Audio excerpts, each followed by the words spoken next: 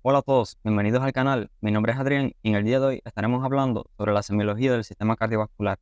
En esta ocasión estaremos hablando específicamente sobre la semiología de los soplos. De esta forma, vamos adelante con el video. Primeramente vamos a definir por qué se producen los ruidos cardíacos. Los ruidos cardíacos se producen por el cierre simultáneo de las válvulas. El cierre de las válvulas auriculoventriculares, o sea, el cierre de las válvulas tricúspide y mitral, va a producir el primer ruido cardíaco, el cual vamos a llamar S1, y el cierre de las válvulas sigmoideas pulmonar y aórtica va a producir el segundo ruido cardíaco, el cual vamos a llamar S2. Cuando se cierran las válvulas tricúspide y mitral, comienza la contracción del corazón, comienza el periodo eyectivo y a esta etapa la llamamos sístole.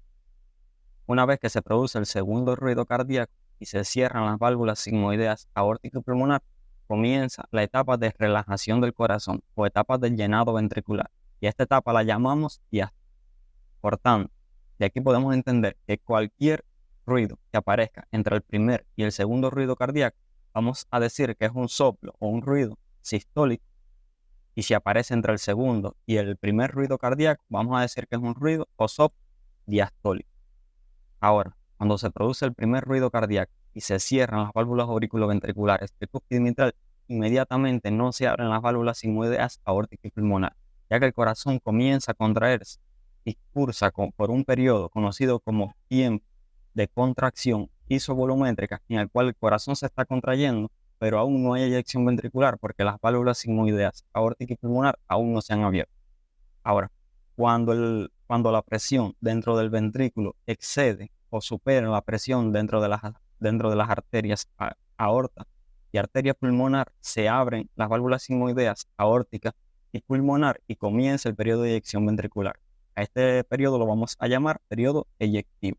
Ahora, una vez que se produce el segundo ruido cardíaco y se produce el cierre de las válvulas sigmoideas aórtica y pulmonar, comienza el periodo de relajación del corazón. Este periodo de relajación o periodo diastólico tiene 4 fases. Vimos que el periodo sistólico tiene 2 fases, el tiempo de contracción isovolumétrica y el periodo eyectivo, mientras que el periodo de relajación o diastólico tiene 4 fases. El primero es en el cual el corazón comienza a relajarse después que se cerraron las válvulas sigmoideas aórtica y pulmonar, pero aún las válvulas auriculoventriculares no se han abierto. Este periodo lo conocemos como tiempo de relajación isovolumétrica, y este nombre es porque el corazón se está relajando, o sea, es un tiempo de relajación, pero es isovolumétrico porque las válvulas auriculoventriculares aún no se han abierto y por tanto el corazón dentro del ventrículo mantiene el mismo volumen, o sea, el ventrículo no ha comenzado a llenarse. Luego de que la presión dentro de las aurículas supera la presión dentro del ventrículo, se abren las válvulas auriculoventriculares tricúspide y mitral, comienza el segundo periodo diastólico, conocido como periodo de llenado rápido, en el cual pasa una gran cantidad de sangre desde las aurículas hasta los ventrículos. Aproximadamente el 80% del volumen ventricular pasa durante esta fase. Luego que la presión dentro de las aurículas y los ventrículos comienzan a igualarse, la sangre continúa pasando, pero un poco más lento. A este periodo lo llamamos periodo de llenado lento o diastasis. Y finalmente, el cuarto periodo es en el cual las aurículas se contraen para terminar el llenado ventricular, y a este periodo lo vamos a llamar periodo de contracción auricular. Ahora vamos a ver por qué se producen los soplos. Bueno, la circulación sanguínea por el sistema cardiovascular normalmente es silenciosa, y esto es debido al desplazamiento de la sangre en forma de columnas que se desplazan unas sobre otras. Esto lo conocemos como flujo laminar. Si este flujo laminar se interrumpe por alguna causa, se produce una turbulencia, y esta turbulencia es audible. A esto es a lo que nosotros denominamos soplo. Y si esta turbulencia es palpable, la vamos a denominar premio o trill. Vamos a recapitular esto para entenderlo. Normalmente la circulación por el sistema cardiovascular es silenciosa porque fluye con un tipo de flujo que conocemos como flujo laminar. Este flujo laminar desplaza una columna de sangre sobre la otra, lo que impide que se formen turbulencias. Si hay alguna obstrucción a nivel de un vaso o a nivel del corazón, esto produce turbulencias. Estas turbulencias, si son lo suficientemente fuertes, producen vibraciones en las paredes del vaso, y esta vibración, si es audible, es lo que nosotros escuchamos como un soplo, y si es lo suficientemente fuerte como para ser palpable, es lo que nosotros percibimos como un frémito o trigger. En la imagen inferior podemos observar un vaso en el cual no se producen turbulencias porque tiene un flujo laminar, y a la derecha podemos ver un vaso que tiene placas de ateroma en su interior, lo que provoca turbulencias al pasar la sangre por dentro del vaso, y esto va a ser audible si es lo suficientemente fuerte y lo vamos a escuchar como un soplo. ¿Cuáles son las principales causas de turbulencia? Bueno, tenemos 5 causas principales de turbulencia. La primera es que existe una corriente a gran velocidad, y esta es la causa que justifica la aparición de soplos en pacientes sin anomalías estructurales de los vasos o del corazón, pero en los cuales la corriente sanguínea circula a gran velocidad, como es por ejemplo el caso de los pacientes febriles, los pacientes con anemia o los pacientes con tirotoxicosis. La segunda causa de turbulencia es el aumento súbito de calibre, como puede aparecer en los pacientes que tienen dilataciones arteriales. El tercer mecanismo es el mecanismo de obstrucción local, y bueno, la causa más frecuente de soplo por obstrucción local son, o en el caso de las arterias, las placas de ateroma dentro de las arterias; en el caso del corazón, la estenosis de las válvulas cardíacas. En el caso del mecanismo regurgitativo, la causa más frecuente de soplo por regurgitación son las insuficiencias o regurgitaciones de las válvulas cardíacas, y en el caso del mecanismo de obstrucción más aumento de calibre, un ejemplo puede ser, por ejemplo, una estenosis de la válvula aórtica del corazón con una aorta, con una arteria aorta post-estenosis que esté dilatada. Vamos a ver que hay 6 características que son las que nosotros debemos tener en cuenta a la hora de evaluar un soplo. La primera es la localización del soplo. O sea, lo ideal sería poder localizar el soplo en un foco de auscultación cardíaco específico. Por ejemplo, decir esto es un soplo aórtico o esto es un soplo mitral. El segundo aspecto que vamos a ver es el momento del ciclo cardíaco en el que se produce. O sea, podríamos decir que es un soplo sistólico o que es un soplo diastólico, y específicamente dentro de la sístole y dentro de la diástole, poder localizarlo, qué espacio de la sístole o de la diástole es el que ocupa el soplo. El tercero es la intensidad del soplo, que vamos a ver cómo lo clasificamos según la intensidad. El cuarto es la forma del soplo y el tono y la frecuencia, que lo vamos a ver posteriormente. El quinto es la irradiación del soplo, que aunque puede variar, hay algunos soplos que tienen irradiaciones características, y esto nos va a ayudar a definir la naturaleza del soplo. Y el sexto aspecto que debemos tener en cuenta va a ser la modificación con maniobras y la clínica del paciente. El paso número 1 sería localizar el soplo, y el soplo vamos a tratar de localizarlo en un foco de auscultación cardíaca específico. Por ejemplo, si auscultamos el soplo a nivel del segundo espacio intercostal en la línea paraesternal derecha, vamos a decir que es un soplo aórtico. Si auscultamos el soplo a nivel del segundo espacio intercostal en la línea paraesternal izquierda, vamos a decir que es un soplo pulmonar. Si auscultamos el soplo en el tercer espacio intercostal en la línea paraesternal izquierda, vamos a decir que es un soplo del foco accesorio aórtico o foco de Ehrlich. Si auscultamos el soplo a nivel del apéndice cifoides o a nivel de la quinta articulación condrocostal a la izquierda del esternón, vamos a decir que es un soplo cúspide. Y si auscultamos el soplo a nivel del quinto espacio intercostal en la línea medio clavicular, vamos a decir que es un soplo mitral. Ahora, en ocasiones los estudiantes preguntan cómo saber de qué foco es un soplo si lo auscultamos en toda la región precordial. Bueno, si el soplo se ausculta en todos los focos, vamos a intentar definir en dónde se ausculta mejor o con mayor intensidad. El segundo paso consiste en definir en qué momento del ciclo cardíaco se produce el soplo, o sea, definir si se trata de un soplo sistólico o de un soplo diastólico. Como vimos, si el soplo se produce entre el primer y el segundo ruido cardíaco, decimos que es un soplo sistólico, y si se produce entre el segundo ruido cardíaco y el primer ruido cardíaco, decimos que es un soplo diastólico. En ocasiones esto es un poco difícil de identificar, sobre todo cuando están disminuida la intensidad de los ruidos cardíacos. Si tenemos dudas si se trata de un soplo sistólico o de un soplo diastólico, hay una maniobra que nos puede ayudar a diferenciar esto, y es palpar el pulso central en el mismo momento que ocultamos el paciente.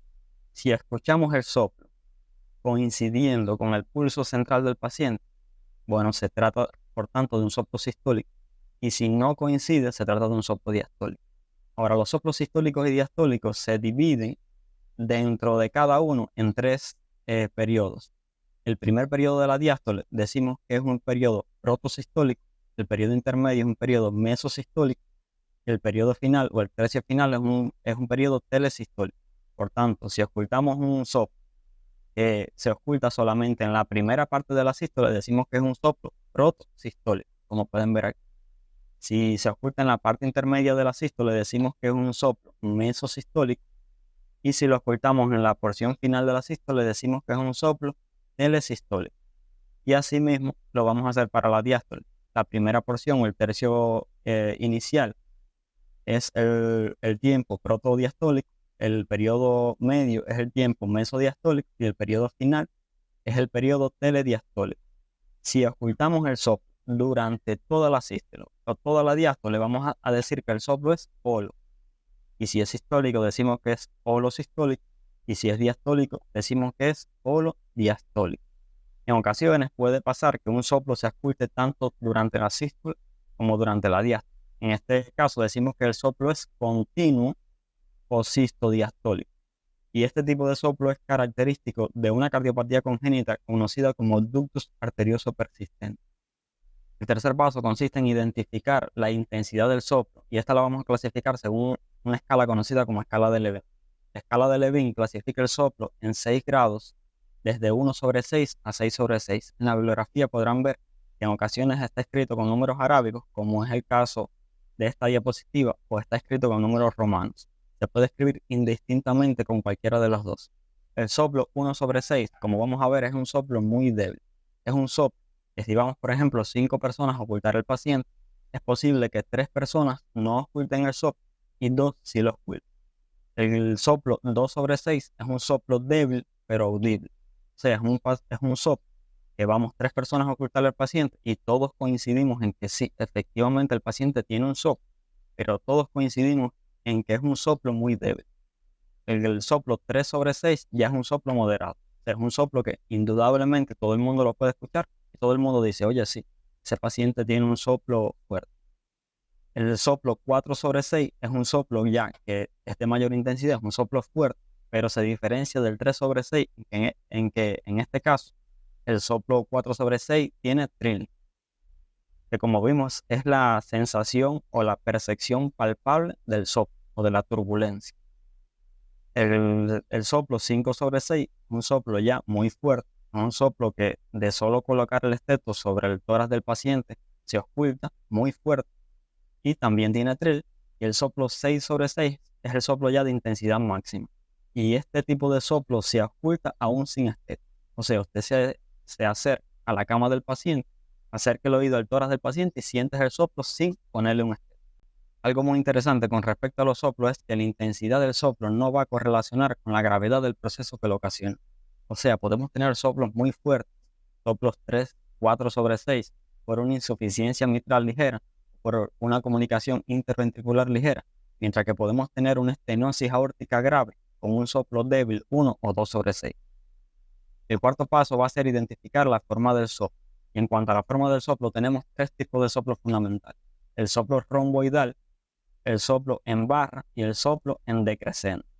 El soplo romboidal, lo llamamos así, soplo romboidal o soplo en diamante, porque es un soplo increscendo decrescente. O sea, es un soplo que a lo largo del mismo se produce un incremento y disminución de la intensidad del soplo. Por esto lo llamamos soplo romboidal o increscendo decrescente o soplo en diamante y es característico de la estenosis aórtica, aunque se puede ver, por ejemplo, también en la estenosis pulmonar. El soplo en barra es un soplo que tiene la misma intensidad desde el inicio hasta el final del soplo y es característico de la insuficiencia mitral, aunque también se puede ver en la insuficiencia tricuspide. Y el soplo en decrescendo es un soplo que inicia muy fuerte y según evoluciona el soplo va disminuyendo su intensidad. Lo podemos observar, por ejemplo, en la insuficiencia aórtica. En cuanto al tono y la frecuencia, los soplos los podemos dividir en dos tipos, soplos de tono alto o soplos de tono bajo. Los soplos de tono alto van a ser soplos agudos que van a estar producidos por flujo de alta velocidad, se van a ocultar mejor con la membrana del esteto. Son característicos, por ejemplo, del soplo de regurgitación aórtica o soplo de regurgitación pulmonar. Mientras que los soplos de tono bajo son soplos graves, están causados por flujos de baja velocidad, se ocultan mejor con la campana del esteto Y un ejemplo de esto, por ejemplo, es el soplo áspero o rasposo de la estenosis mitral. En cuanto a la irradiación del soplo, vamos a ver que varía mucho la irradiación de la mayoría de los soplos, aunque hay dos soplos que tienen una irradiación característica, que son el soplo aórtico y el soplo mitral. El soplo aórtico característicamente se va a irradiar hacia las arterias del cuello, mientras que el soplo mitral característicamente se va a irradiar hacia la región subaxilar. Paso número 6, que consiste en las modificaciones con las maniobras. Existen muchas maniobras para evaluar los soplos, las cuales se basan básicamente en aumentar o disminuir tanto la precarga como la poscarga. Pero hay dos maniobras que son las que no pueden dejar de saber, que son la maniobra de Pachón y la maniobra de Rivero-Carballo. La maniobra de Pachón consiste en colocar al paciente en decúbito lateral izquierdo. En algunas bibliografías dice hemidecúbito lateral izquierdo, y esto va a provocar un aumento de los soplos mitrales. Y la maniobra de Rivero-Carballo consiste en indicar al paciente que realice una inspiración profunda, y esto va a provocar un aumento del retorno venoso por presión negativa intratorácica, y esto va a provocar el aumento o el hiperflujo de las cavidades derechas del corazón. Por tanto, este soplo va a incrementar el soplo de las cavidades derechas del corazón, y esta maniobra va a ser muy útil cuando tenemos soplos, por ejemplo, sistólicos, que sospechamos que son soplos regurgitativos y tenemos dudas si se trata de una regurgitación mitral o de una regurgitación tricúspide, y este soplo nos va a ayudar a diferenciar. Es decir, nos permite básicamente diferenciar si el soplo es tricúspide o pulmonar de los soplos mitrales y aórticos. Como vimos anteriormente, lo ideal sería tratar de localizar el soplo en un foco de auscultación específico, pero en muchas ocasiones esto se hace muy difícil. Y para un mejor abordaje de los soplos, tratamos de dividirlos en dos grupos, en soplos de la base y en soplos de la punta. O sea, no podemos localizar con seguridad de qué foco es el soplo, pero sabemos que es un soplo que predomina hacia la base del corazón.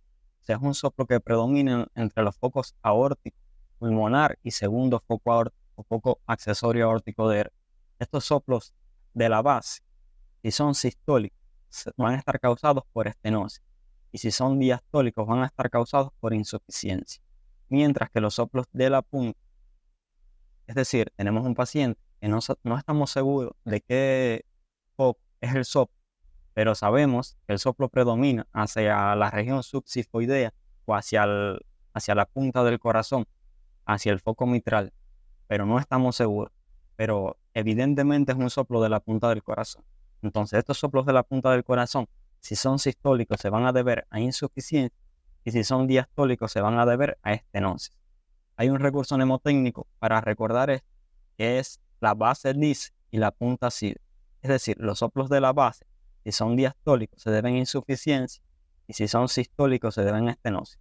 Mientras que los soplos de la punta, si son sistólicos, se deben a insuficiencia, y si son diastólicos, se deben a estenosis. Es decir, por ejemplo, si nosotros tenemos un soplo aórtico, que es un soplo de la base, ¿verdad? Tenemos un soplo de la base, sospechamos que es un soplo aórtico, y este soplo es sistólico, va a estar causado por una estenosis aórtica. Y de esta forma no hay que memorizar todos los tipos de soplo con sus características, sino localizando la región donde predomina el soplo. Y si se trata de un soplo sistólico o diastólico, podemos hacer diagnóstico de cada una de las valvulopatías.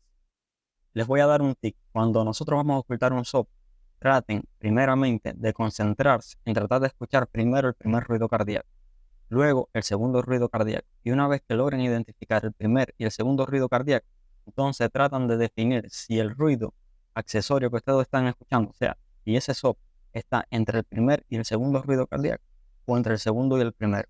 Y esto le va a permitir identificar mejor si se trata de un soplo sistólico o de un soplo diastólico. Y con esto, localizando si es un soplo sistólico o diastólico y localizando la región donde se escucha, ya con esto van a tener más del 50% de la aproximación de qué tipo de valvulopatía se trata. Además, debemos tener en cuenta las características del paciente. O sea, si nosotros tenemos un paciente de 85 años, o sea, es un paciente de edad avanzada que tiene un soplo sistólico de la base, con mucha probabilidad, este soplo va a ser un soplo de estenosis aórtica, ya que es frecuente en este tipo de pacientes por calcificación de la válvula aórtica, la llamada estenosis aórtica del anciano. Y si además de esto, este paciente anciano tiene una clínica de síncope, angina o disnea o de los tres síntomas acompañantes, esto nos va a apoyar aún más la hipótesis de que este soplo es un soplo de eyección aórtico por una estenosis aórtica del anciano. Ahora vamos a escuchar audios de los principales soplos que no pueden dejar de reconocer, que son los soplos de las cavidades izquierdas, o sea, los soplos sistólicos, ya sea de estenosis aórtica o de insuficiencia mitral, y los soplos diastólicos de regurgitación aórtica o insuficiencia aórtica y de estenosis mitral. Les recomiendo escucharlos con audífonos para que puedan definir mejor las características del soplo.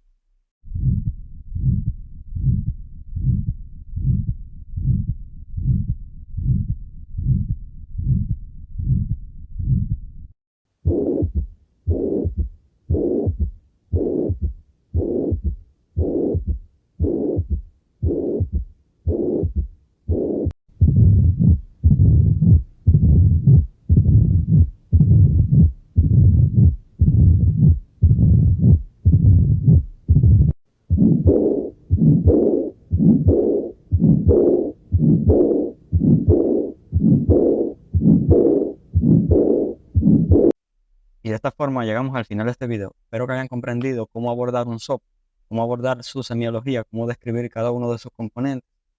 Si tienen alguna duda, pueden dejarlo en los comentarios y hasta el próximo video.